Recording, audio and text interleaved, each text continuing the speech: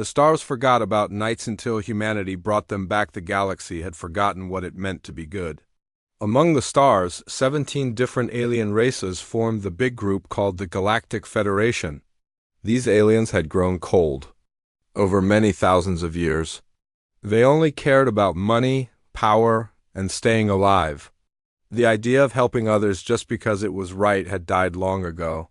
The Zephyrians were tall, gray creatures who loved machines more than people. They thought everything could be solved with math and computers. If saving someone cost too much money, they would not do it. The Crystalline Collective were living rocks who made decisions based only on cold facts. They never felt sorry for anyone. The Vorthan Empire were big, strong warriors who believed only the tough should live. If you were weak, you deserved to die. Commander Jake Morrison stood on the bridge of his human ship called the Endeavor. He was a tall man with dark hair and serious eyes. Jake had been in space for 10 years, but he still remembered what his grandfather taught him about doing the right thing. He looked at the big screen showing the Kepler 442 star system. 3 months ago, bad people called pirates had attacked a mining colony there. They took 2,000 workers as prisoners and wanted money to let them go. The Federation leaders had talked about this problem for weeks. The Zephyrians said it would cost too much to save the workers. The Crystalline Collective said paying the pirates would only make more pirates attack other places. The Vorthan Empire said the workers should fight back or die trying. Nobody wanted to help. Jake felt sick thinking about it. On Earth, people still believed in helping others. They still told stories about knights who rode horses and saved people. From dragons, those stories were not just fairy tales. They taught important lessons about being brave and good. Lieutenant Amy Rodriguez sat at the communication station. She was a young woman with bright eyes who had joined the crew because she wanted to explore space. Now she looked worried as she listened to signals from the colony. "Sir," Amy said in a quiet voice, "we are getting another message from the mining colony. The pirates are killing some of the workers to show they mean business." Jake's hands turned into fists. Around the bridge, his crew of 37 humans all looked angry. They had all volunteered for this mission, even though the Federation told them not to go. The alien leaders said humans were too new to the galaxy to make big decisions like this. "How long before we reach the system?" Jake asked Navigator Chris. Palmer checked his instruments. Chris was a smart man who could fly a ship through the most dangerous parts of space. 18 hours if we keep going at normal speed, he said. "Push the engines to maximum power," Jake ordered. "I do not care if we break something." Dr. Lisa Bennett looked up from her medical station. She was the ship's doctor and had saved many lives over the years. Lisa was also Jake's friend and often gave him good advice. "Jake, you know what the Federation Council said. If we fight without permission, they will punish us badly." "Then we will face the punishment," Jake said firmly. "But I will not let innocent people die because some aliens forgot how to care about others." The bridge became quiet except for the sound of the engines working harder than they should. In the lower part of the ship, 63 human Marines checked their weapons and armor. They were not knights with swords and horses, but they carried the same spirit. They believed some things were worth dying for. Sergeant Rick Davis walked among his soldiers. Rick was a tough man who had fought in many battles. He had learned about war from his grandfather, who told him stories about brave soldiers who fought against terrible enemies. Rick's grandfather always said that being a warrior was not about being strong. It was about protecting people who could not protect themselves. "Listen up," Rick told his Marines. "We are going to fight pirates who have better weapons and more ships. The Federation thinks we are stupid for trying. Maybe we are stupid, but we are also right." The Marines nodded. They came from different places on Earth, but they all understood something the aliens had forgotten.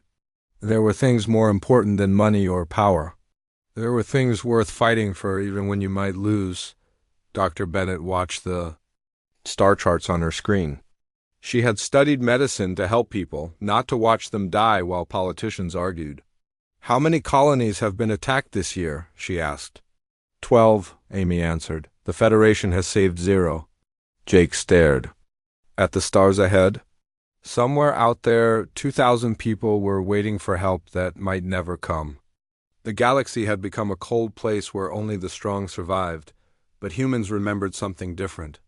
They remembered that being strong meant using your power to help others. The Endeavour flew through space toward the Kepler 442 system.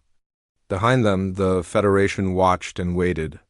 Ahead of them, pirates and prisoners waited for a fight that would change everything. The Age of Nights was about to return to the stars, brought back by people who refused to forget what it meant to be good.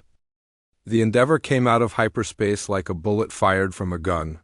The ship shook as it dropped back into normal space at the edge of the Kepler 442 system. Jake Morrison gripped his captain's chair as the stars stopped moving and became still. Points of light again. There, Amy Rodriguez pointed at the main screen, the mining colony. Jake could see the planet below them. It was a brown and gray world with no oceans or green plants. The mining colony sat on the surface like a metal spider with many legs. Around it, 12 pirate ships moved in slow circles like hungry wolves. Incoming message, Amy said. They want to talk. Put it on screen, Jake ordered. The main display flickered and showed the face of a Sorthic pirate captain. The alien looked like a lizard that had learned to walk on 2 legs. His skin was dark green and covered with small scars. His yellow eyes glowed with mean intelligence. Sharp teeth filled his mouth when he smiled. Well, well, the pirate captain said in a voice like grinding metal. A little human ship comes to play hero. I am Captain Vexthol. Your Federation friends have given up on these soft meat bags down on the planet. Turn around and go home, or we will add your bones to theirs. Jake stepped forward so the alien could see him clearly. He stood straight and tall, the way his father had taught him when he was young. I am Commander Jake Morrison of the Earthship Endeavour. You have exactly 1 minute to let the prisoners go free and surrender to us, or we will take them away from you by force. Vexthol laughed so hard that spit flew from his mouth. 1 ship against 12 ships. Your race truly is as stupid as the other aliens say. Maybe we are stupid, Jake replied calmly. But we are also stubborn. You now have 55 seconds. The alien's face disappeared from the screen. Around the bridge, Jake's crew moved quickly to their battle stations. They had practiced this many times during the long trip to get here. They knew the pirates had more ships and bigger guns. They knew they might all die today. But they also knew they were doing the right thing. Sir, Weapons Officer Tony Baker called out from his station. Enemy ships are moving to attack us.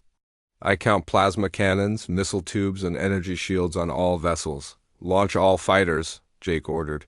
Begin attack run on the ships farthest from the planet. Marines, get ready to drop. 8 small fighter ships shot out of the Endeavour's belly like angry hornets. Each one carried 2 human pilots who had volunteered to fly into enemy fire. The main ship dove toward the planet's surface, while the pirates scrambled to catch them. In the Marine Bay, Sergeant Rick Davis helped his soldiers into their drop pods. These were small metal eggs that would carry them down to the planet's surface. Rick looked at each Marine's face as they strapped themselves in. Some were scared, some were excited. All of them were ready to fight. Remember what we talked about? Rick said into his radio so all the Marines could hear him. We are not just fighting to save those people down there. We are fighting for an idea. We are fighting to show this galaxy that good people still exist. The drop pods launched from the Endeavour like seeds from a flower. They fell through the planet's thin atmosphere while explosions lit up the space around them. The pirate ships fired everything they had at the human vessel, but Jake Morrison was a smart captain. He had studied the old naval battles on Earth, where small ships beat bigger ones through clever tactics and brave hearts. Direct hit on our rear shields, Tony reported. We are down to 60% power. Good, Jake said. Let them think they are winning. Amy, send a message to all pirate vessels. Tell them we surrender. Amy looked confused, but did as she was told. The pirate ships stopped shooting and moved closer to capture the Endeavour. This was exactly what Jake wanted. Now, he said quietly. The Endeavor's engines roared to life. The ship spun around like a dancer and fired all its weapons at once. The surprise attack caught 3 pirate vessels off guard. Their shields collapsed and their engines died. The human fighters used this moment to attack the remaining ships down on the planet. The drop pods crashed through the mining colonies. Outer walls. Rick Davis and his Marines rolled out of their pods with guns ready. The battle for the colony was about to begin. For Earth, Rick shouted, for honor, for the people who cannot fight back. The pirates had forgotten that humans were descended from warriors who once fought with swords and shields. They had forgotten that some people would rather die than watch innocent folks suffer. They were about to learn that knights still existed in the galaxy, even if they carried laser rifles instead of steel blades. The mining colony's metal corridors echoed with the sound of human boots running on steel floors. Sergeant Rick Davis led his team through the maze of tunnels and rooms that made up the underground facility. The air smelled like oil and fear. Emergency lights cast red shadows on the walls, making everything look like a scene from hell. 3 pirates ahead, whispered Corporal Jenny Walsh. She was a tough woman who had grown up on the streets of New York before joining the Marines. Her rifle pointed at the intersection where the corridor split into 2 paths. They have plasma weapons and they look ready to use them. Rick held up his hand to stop his team. In the old days on Earth, knights would call out to their enemies. Before battle, they would give them a chance to surrender with honor. The galaxy might have forgotten such things, but humans had not. Hey, pirates, Rick called out in broken Sorthic language. You are surrounded. Put down your weapons and we will not hurt you. The answer came in the form of bright plasma bolts that burned holes in the walls around them. The pirates were not interested in surrendering. Rick sighed and shook his head. Some creatures never learned. Take them down, he ordered his Marines. The fight was quick but loud. The pirates had better weapons, but the humans fought like they had something to prove. Each Marine knew that innocent people were counting on them. They moved together like parts of a machine, covering each other and never leaving anyone behind up in space. The Endeavor danced between the pirate ships like a small bird avoiding hungry cats. Commander Jake Morrison had learned his space fighting tactics from studying old Earth naval battles. He knew that smaller ships could beat bigger ones if they were faster and smarter. Hit on their command ship, Tony Baker reported from his weapons station. Their shields are down to 30%. Good work, Jake said. Target their engines next. We want to stop them, not kill them. Lieutenant Amy Rodriguez looked surprised. Sir, would it not be easier to just destroy them completely? Jake shook his head. We are not murderers, Amy. We are protectors. There is a big difference. This way of thinking was strange to most aliens in the galaxy. They fought wars to completely destroy their enemies. But humans had learned something different from their long history. They had learned that when a fight matters as much as winning it, the Endeavor's shields began to fail under the heavy fire from 6 pirate ships. Sparks flew from control panels as systems overloaded. The ship shook like a leaf in a storm. Hull breach on Deck 5, Chief Engineer Paul Martinez called out. We are losing air fast.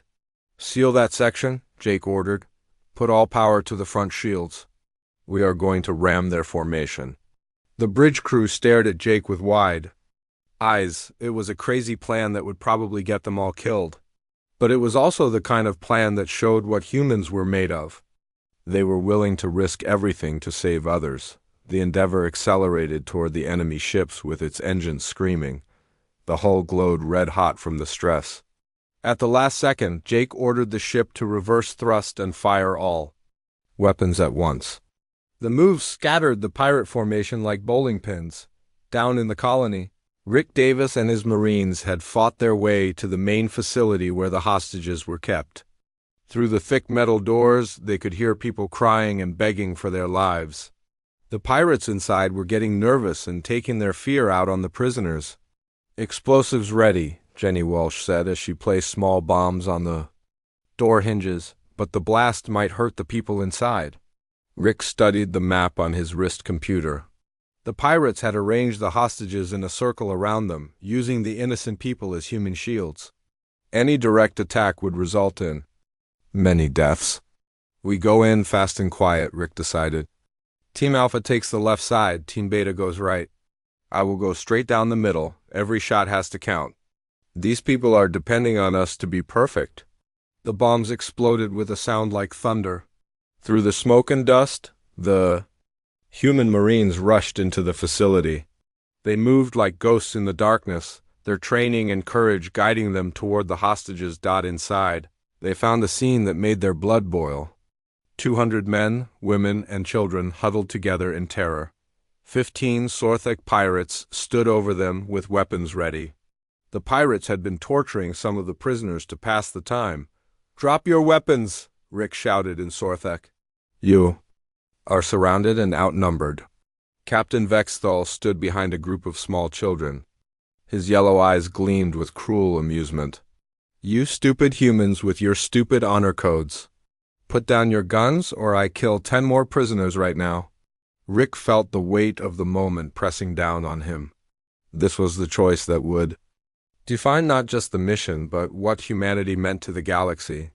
He looked at the terrified faces of the hostages and made his decision. Rick Davis stared at Captain Vexthal and the terrified children behind him. The pirate's plasma rifle was pointed at a little girl who could not have been more than 8 years old. Her face was dirty and streaked with tears. She reminded Rick of his own daughter back on Earth. Time seemed to slow down as Rick thought about his choices. He could order his Marines to shoot and probably save most of the hostages. But some would die, including the children that Vexthal was using as shields. The Federation would call this an acceptable loss. But Rick was not from the Federation. He was human. "You want to see what a human honor code looks like?" Rick asked in a calm voice. "Watch this." He dropped his rifle to the floor. The sound of the weapon clattering on metal echoed through the facility. One by one, his Marines followed his example. Jenny Walsh dropped her gun, then Corporal Mike Thompson, then Private Lisa Carter. Soon all 23 human Marines stood with their hands raised and their weapons on the ground. The pirates laughed and pointed their guns at the humans. They thought they had won. Captain Vexthal's yellow eyes glowed with triumph. "Stupid humans," he hissed. "Your soft hearts will get you all killed." But the pirates had made a mistake. They had forgotten that honor was not just about fighting. Sometimes it was about knowing when to sacrifice yourself for others. And they had forgotten that humans were very good at working together. "Now," Rick whispered into his throat microphone. The facility's lights went out. Emergency power had been cut by Chief Engineer Paul Martinez from the Endeavor high above. In the complete darkness, the Marines moved like shadows. They had spent hours memorizing the location of every hostage and every pirate. They knew exactly where to step and where to strike. Jenny Walsh had grown up blind until she was 12 years old. She could move in darkness better than most people could move in daylight. She slipped behind 2 pirates and knocked them unconscious with the handle of her knife. Mike Thompson had been a wrestler in college. He grabbed a Sorthak pirate in a chokehold and squeezed until the alien passed out. The pirates fired their weapons wildly in the darkness, but they could not see what they were shooting at. The humans had trained for this. They moved between the hostages like water flowing around rocks. Not one innocent person was harmed. When the emergency lights came back on 30 seconds later, all 15 pirates were unconscious or tied up with their own belts. The hostages stared in amazement at the humans who had saved them without firing a single shot. "How did you do that?" asked Dr. Helen Stone, one of the colony scientists. She was a middle-aged woman who had been studying alien rocks when the pirates attacked. Rick smiled as he helped her stand up. "We had a code to follow, ma'am. Sometimes that is all you need." Up in space, the battle was reaching its end. The Endeavor had disabled 6 of the 12 pirate ships. The remaining vessels were trying to escape, but Jake Morrison was not going to let them go. These pirates would face justice for what they had done. "Sir," Amy Rodriguez called out from her station. "The pirate ships are requesting permission to surrender." "Granted," Jake said. Have them power down their weapons and prepare to be boarded. The space battle ended not with explosions and death, but with mercy and justice. The human way of fighting had proven itself against superior numbers and firepower. But more than that, it had shown the galaxy something that had been missing for too long. Dr. Lisa Bennett worked with the colony's medical staff to treat the wounded. She moved from patient to patient, healing both humans and aliens without asking questions. Her Hippocratic oath said that all life was precious, and she lived by those words. "Doctor," one of the alien workers said to her, "why did your people risk everything to save us?" "We are not even the same species," Lisa looked up from bandaging a cut on the alien's arm.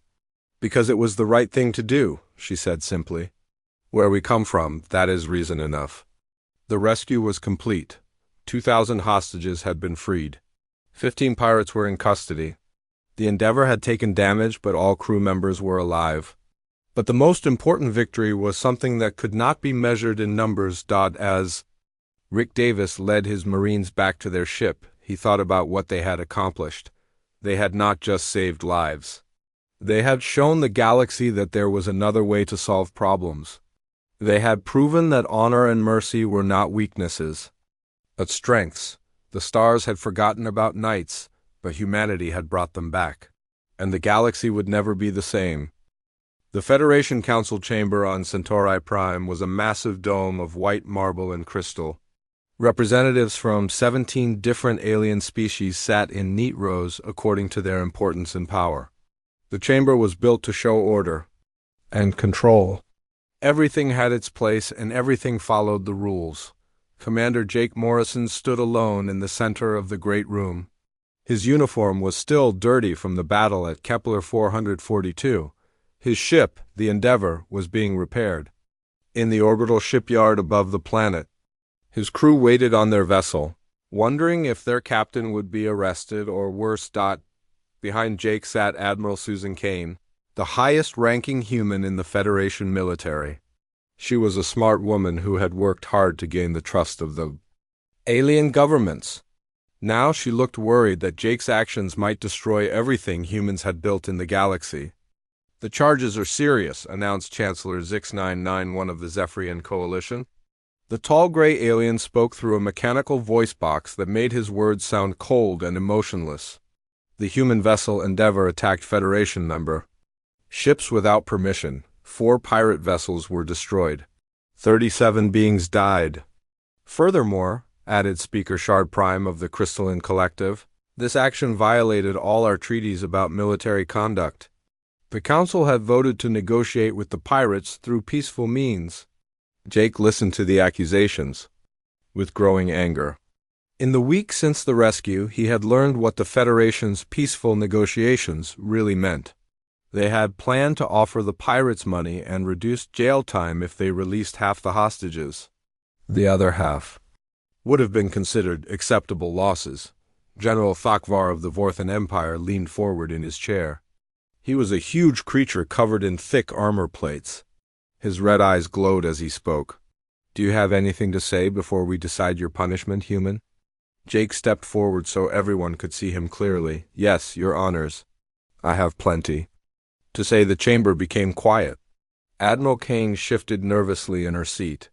The human delegation had told Jake to apologize and accept whatever punishment the Federation gave him. They were afraid that fighting back would make things worse for their young species. 3 months ago, Jake began, 2,000 innocent people called for help. They were miners and scientists and families who had traveled to the edge of space to build better lives. When pirates took them prisoner, they did not ask for much. They just wanted someone to care enough to help them. He paused and looked directly at each alien representative. This council decided that helping them would cost too much money. You decided their lives could be measured in credits and political convenience. You decided that honor was something civilized species could not afford. Chancellor Zix991's mechanical voice crackled with irritation. Your emotional arguments are pointless. The Federation operates on logical principles that have kept peace for... No, Jake interrupted, his voice getting louder. The Federation operates on fear of taking risks. Fear of standing up for what is right when it might be difficult. Fear of remembering what it means to be decent. He gestured toward the viewing screen that showed images from the rescue mission. My crew and I did not save those people because it made logical sense. We saved them because it was the right thing to do. Because somewhere in humanity's past, we learned that there are things worth fighting for, worth dying for, worth being punished for. The chamber erupted in angry voices. Several representatives called for immediate punishment of all humans. Others questioned whether a species with such primitive values belonged in the Federation at all. The noise grew louder and more hostile. You want to know what we brought back to this galaxy? Jake continued, his voice carrying over the shouting. We brought back the idea that strength is not measured by the size of your fleet or the efficiency of your bureaucracy. Real strength is measured by your willingness to protect those who cannot protect themselves. The crystalline collective speaker Shard Prime flashed with angry light patterns. And what do you call this ancient philosophy that puts emotion above logic? Jake smiled for the first time since entering the chamber. We call it being a knight. The word hung in the air like a challenge. Most of the aliens had never heard it before, but somehow it sounded important. It sounded like something they had lost a long time ago, and forgotten they were missing. General Fakvar's red eyes narrowed. Knights are extinct. Honor codes are relics of primitive societies. The strong survive and the weak perish. That is the natural way. Maybe for you, Jake replied. But humans remember something different. We remember that being strong means using your power to help others, not just yourself. The trial continued for hours, but Jake had already won something more important than his freedom. He had planted a seed of an idea that would grow and spread across the galaxy like wildfire. 6 months had passed since the rescue at Kepler 442, and the galaxy was changing in ways nobody could have predicted. Commander Jake Morrison stood on the observation deck of his new ship, the Excalibur, watching as 15 vessels from 8 different species formed up in perfect battle formation. The sight still amazed him every time he saw it. The Federation Council had voted to punish humanity for their reckless actions at Kepler 442. Jake had been given a formal reprimand, and the humans were told to follow orders better in the future. But the punishment was mostly for show. Something much more important was happening across the galaxy. Young beings everywhere had heard the story of the human rescue mission. They learned about the Marines who dropped their weapons to save hostages. They heard about the ship that fought 12 enemies to protect innocent people. Most importantly, they learned about the idea of being a knight. Sir, Lieutenant Amy Rodriguez called from the bridge. She was now Jake's second in command on the Excalibur. We are receiving a distress call from the Rigel system. Slave traders have attacked a refugee convoy. Jake nodded and walked to his captain's chair. Signal all ships in the fleet. Prepare for hyperspace jump on my command. The rescue fleet had started as an accident. After Kepler 442, young aliens began volunteering to serve on human ships. A few Zephyrian engineers said they wanted to use their skills to help people instead of just making money. Some crystalline collective individuals decided that logic should include protecting the innocent. Even a handful of Vorthan warriors joined, saying that true strength came from defending the weak. The Federation Council tried to stop the movement, but it was too late. The idea had spread like a virus across the galaxy. Young aliens formed honor groups on their homeworlds. They studied human history and learned about knights, heroes, and people who fought for justice instead of profit. Hyperspace jump in. 10 seconds, called out Navigator Chris Palmer from his station. Jake looked around the bridge of the Excalibur. His crew now included beings from 6 different species, all working together toward the same goal. Lieutenant Zara 5 was a young Zephyrian who had given up a high-paying job to join the fleet. Ensign Rocksinger was a crystalline who chose to follow his heart instead of cold logic. Sergeant Gorthak was a Vorthan warrior who had learned that protecting others took more courage than conquering them. Jump, Jake ordered. The ships vanished into hyperspace, traveling faster than light toward their destination. In the cargo bays, Marines from 4 different species checked their equipment and prepared for battle. They wore different uniforms and carried different weapons, but they all shared the same purpose. Dr. Lisa Bennett worked in the medical bay, alongside alien doctors who had volunteered to heal the wounded regardless of their species. The idea of helping others without asking for payment was spreading faster than any disease. Young aliens were abandoning profitable careers to become teachers, doctors, and protectors. Jake, Admiral Susan Kane's voice came over the communication system from Federation headquarters. Be careful out there. The Council is looking for any excuse to shut down your rescue fleet. I understand, Admiral, Jake replied, but some things are worth the risk. The Excalibur and her escort ships dropped out of hyperspace at the edge of the Rigel system. Jake could see the slave trader vessels surrounding a group of refugee ships. It was a familiar sight by now.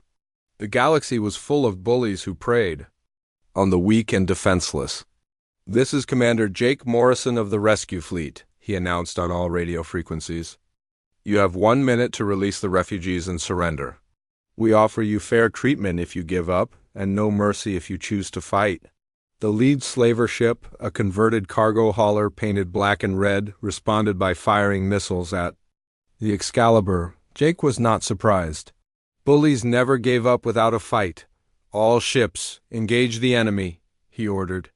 Remember our code, protect the innocent, show mercy to the defeated, and never abandon your comrades. The battle was short but fierce. The combined fleet of former enemies fought together with a unity that surprised even their own crews. Zephyrian ships used their advanced sensors to guide Vorthan fighters to their targets. Crystalline vessels provided shield support while human Marines prepared to board the slaver ships. When the last enemy vessel surrendered, Jake felt a deep satisfaction. Not because they had won another battle, but because they had saved more innocent lives. The refugees were safely evacuated to Federation space, where they would be given new homes and new chances at happiness. Later, as Jake stood alone in his ready room, he thought about how much the galaxy had changed. There were still pirates and slavers and corrupt politicians, but now there were also knights, beings who understood that honor was not a relic of the past, but a choice that had to be made every single day. The stars had forgotten about knights for thousands of years, but humanity had brought them back. The age of heroes had returned to the galaxy.